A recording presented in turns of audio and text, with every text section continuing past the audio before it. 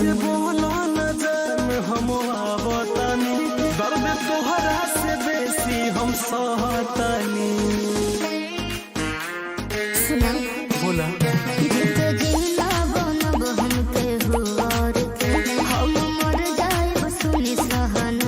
ऐसे बोला न जान हम आवतानी, दर्द तोहरा से बेसी हम सहतानी।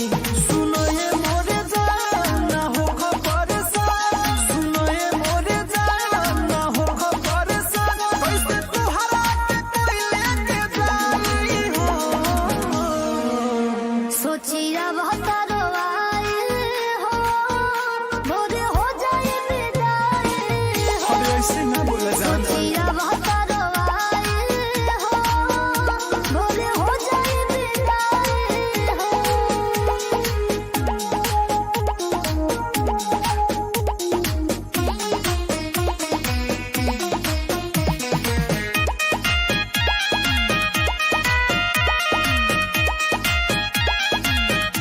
मारी मर जाए हाली का कटारी बोला, माता रहवा तू हमके भगले चला। नइखे तनिको भरोसा का बोलाए जा, तू ही बड़ा अंगना के हमारी कहानी। झूठ बोलता सही कहत जान। मारी मर जाए कटारी कहाली बोला, माता रहवा तू हमके भगले चला।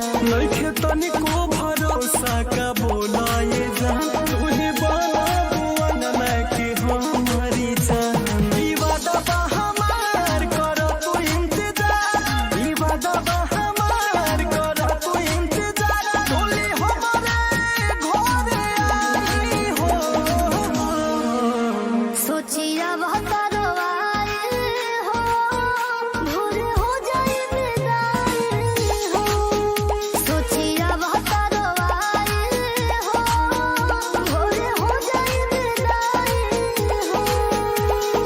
ऐसा ना हो सकेला।